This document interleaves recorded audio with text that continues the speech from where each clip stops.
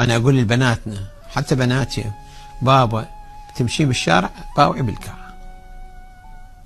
لما تباوعين بالقاع يعني لا يطيح نظرك على وجه واحد ولا وحدة ولا كذا، وهذا يسد باب شنو؟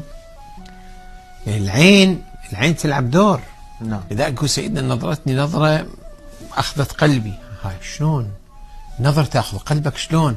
أكو نظرة يعني حادة مثيرة.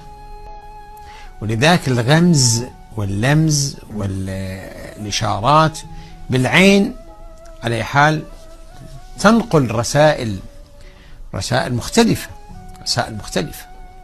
فلذلك يأتي الإمام يقول أن رائد الفتنة هو العين، البصر.